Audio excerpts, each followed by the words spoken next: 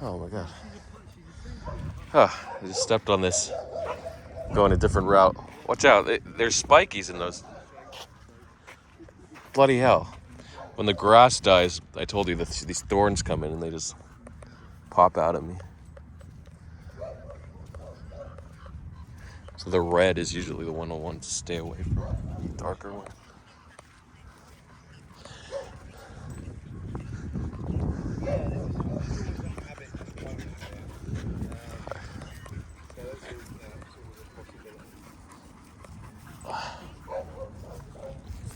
Before, I used to film people before in the old days, like 10, 15 years ago, before everyone filmed everywhere.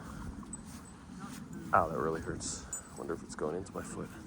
Okay, so crypto vlog for September 25th, 2023, in the year of our crypto lord, the holy year, the new year. The new year was a week ago, 9 days ago, but in certain Semitic religions.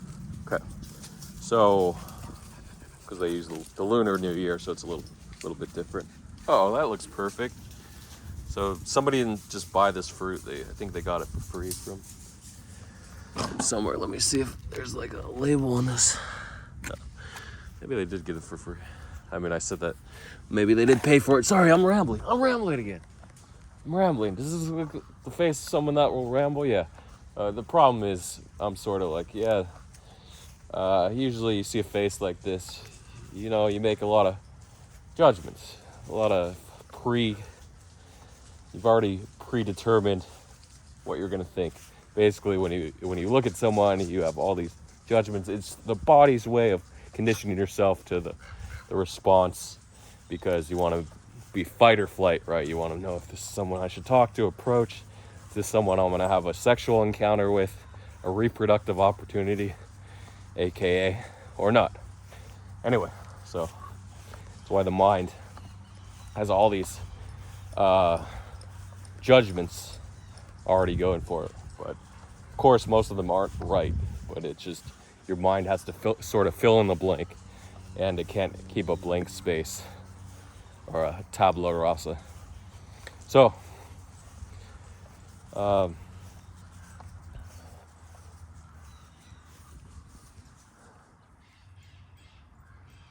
have 4 dogs. Yep. Yeah, I want to take a moment to talk about other things. We had a lot of pumps here, so the bullishness of the market, I don't really talk about.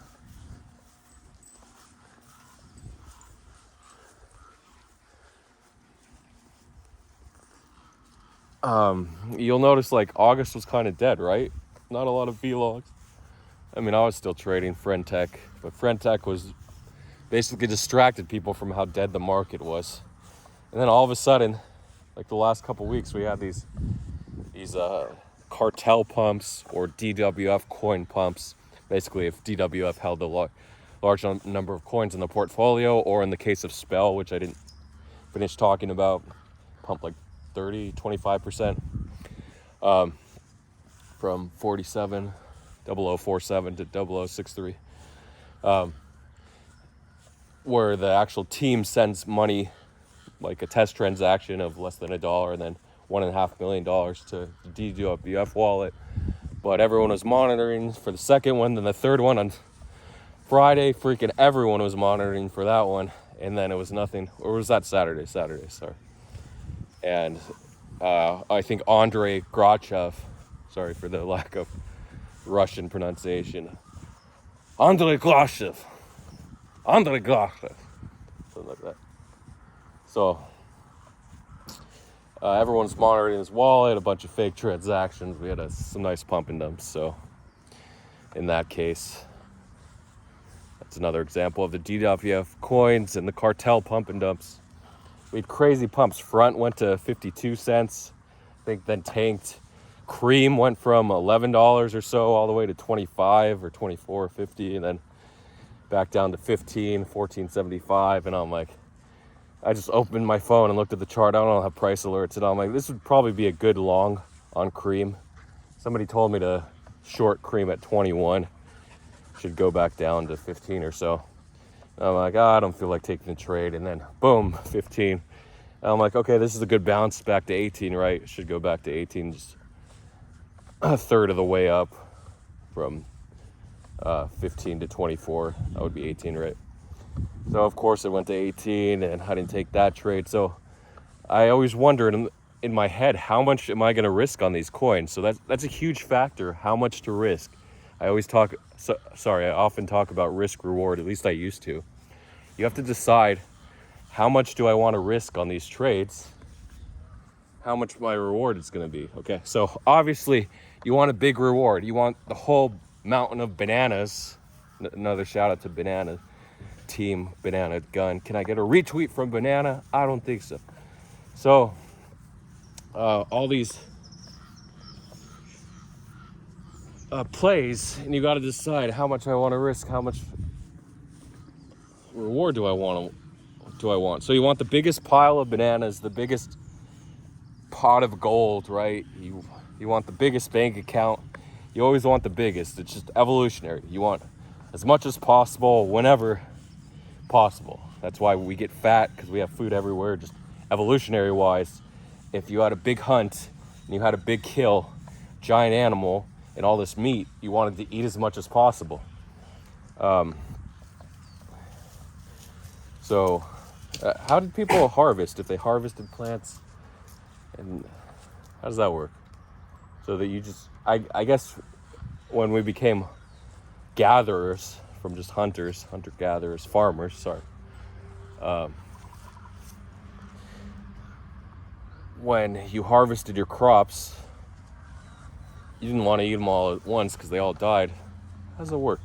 Oh, so nowadays you just trade with other farmers, and we have a consistent year-round crop depending on the climate. But before, in the hundreds, thousands of years ago, just when we transitioned from hunter-gatherers, gatherers was when you just took a freaking wild fruit or berry or a plant and you ate it, and you hoped it didn't poison you to death. If your brother or sister or father or mother died, you're like, okay, I'm not going to eat that plant. But if they didn't die, you're like, oh, this is a good plant. I'm going to eat it if it looks like that. So again, evolution of the brain, larger the brain, the ability to distinguish plants apart. And of course, the ability to smell them. We had a much stronger olfactory before. But when we evolved from apes, common ape ancestor, the olfactory tended to shrink and shrink and shrink. As our brain got larger, our sense of smell diminished. Anyway,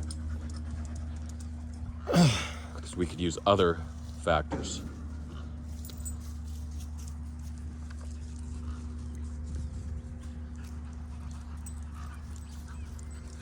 So yeah, so you want as much as possible. Well, should I finish talking about plants or crops? I don't know. So when we became farmers, I guess we grew, well, actually in the cold season, the winter season, you're not going to grow anything. Then when it starts to warm up in the spring, you start to do your planting again, right? And then you harvest in the fall before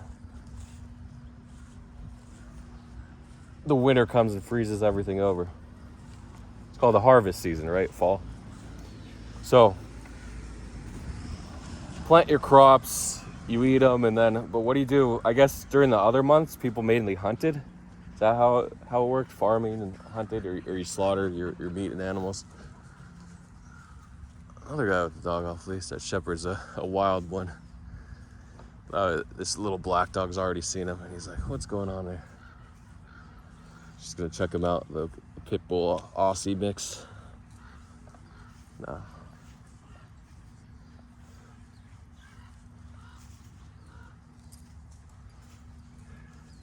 Just another interaction. It sucks I can't zoom in. Maybe they fixed it. I can't. I swear on the 14 Pro Max, this is the 13 Pro Max, you can zoom in to 3x versus 1.5x if you're on half X zoom. And I can't wait to try the 15 Pro Max, but I haven't even tried the 14 Pro Max enough. So That just came out last week. Actually, 3 days ago on Friday. Everyone loves it. They all love it. There's consensus. Great phone.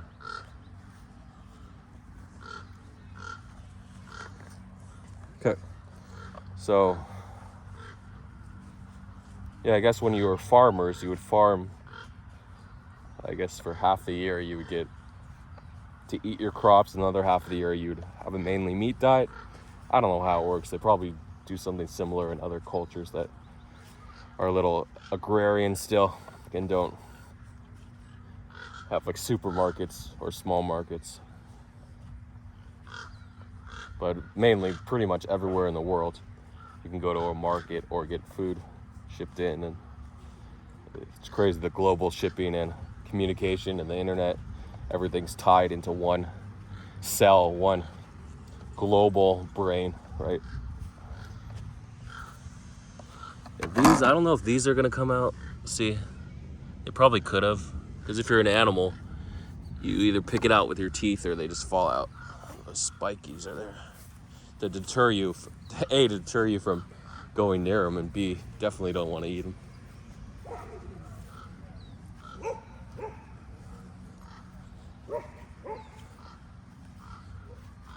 Is there a ball there? Did you steal a ball? No, just snapping. I didn't realize people had off-leash dogs here during the day. I never come here to this park during the day. Plus, we just had summer. Okay. Sorry for that detour. So you always gotta, you want the biggest reward. It's biological, evolutionary, whatever you want to call it. And society has reinforced that biology and said, okay, the person with the biggest stash is the most respected, right? It's just the way society is. Is it true deep down? Probably not, but you admire someone. You want to follow the person who gets the biggest harvest, who gets the biggest kill. We're trained to follow the greatest and best. Most of the time, we have the internet, right? You follow sports, the best athlete. Oh, they're the greatest. Oh, I love them. Why? They're not going to give you anything.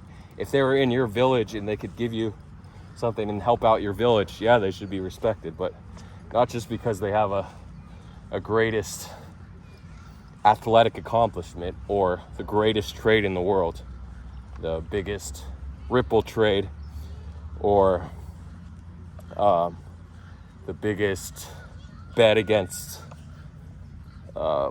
Luna,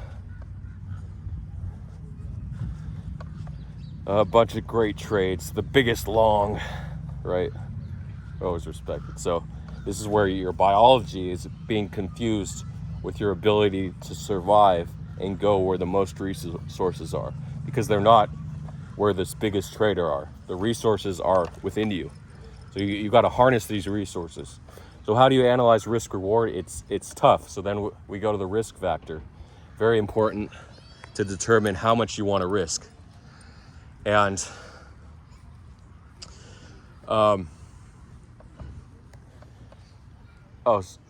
special shout out to Art. He was actually doing well. Art's one of those traders where he's not the best trader, but he's consistent enough and he knows how to manage risk most of the time, where he just stacks those wins in. Not like a news trader. Well, he does incorporate news, but not an elite news trader, but just good enough. He does everything good enough, whether it's botting listings or buying Upbit or Binance perps or narratives. And Friend Tech, he loaded a bunch of keys a couple weeks ago, and it's been paid off. So he does everything just well enough, whether 60 or 70% win rate, and it's just magnified, and he's able to shirk the losses. I mean, he did have a rough February or March to May when the market turned trading like that, but so it's hard to turn off when you have all these plays and you're like, okay, I know I'm going to hit 60 or 70% of the time in this play, so I'm going to go into do it every time, and then the market turns. So the last couple weeks, the market's sort of come back, right? All these scam alt pumps. So when the market has a relief, the Friend Tech sell-off, not a lot of eyes on Friend Tech this last week, so it allowed meme coins like Calcium, which is the bone emission token, a new contract, I guess, that Shiitake, dude, Shiboshi, I don't know the name, I'm sorry, Ryoshi, was testing and said, don't buy this, we're just testing the token, and that there's no liquidity, and someone added a little bit of liquidity and ended up going to 10 million market cap. It was one of those plays where I'm like, whatever, I'll put some money in. I only put 1 ETH in, and I made like 2.5 ETH off it. I sold too early because I'm like, whatever, meme coin. The meme market hasn't been strong, but we had this rotation, so the meme market was allowed to be strong, which was nice. And they just chose Calcium. It's just the market conditions are right, and then everyone is focused on 1 or 2 coins, and that's what sends these coins. Like in August, we had, was it August or July? I'm not sure when the pump started. We had the pump of Bitcoin, where Bitcoin got sent from a couple cents all the way to 20 cents, so a 10x pump in Bitcoin. The market cap got 200 million, which is ridiculous for a meme coin. Of course, everyone says SHIB went to 15 billion, but that's a bull market. So yeah, if you hold your money and it's a bull market, you can hold a lot longer. You just hold everything. She just doesn't like that dog. I'll get going in a minute. I don't like to hang around this area because the dogs go into the parking lot sometimes. That's how they get killed.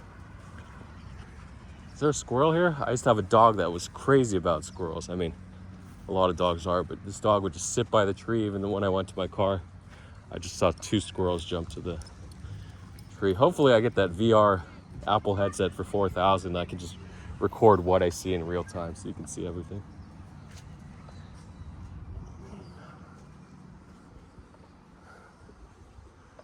I'm missing a little black dog. If you see her, let me know. Okay, so just risk reward, it's a personal preference.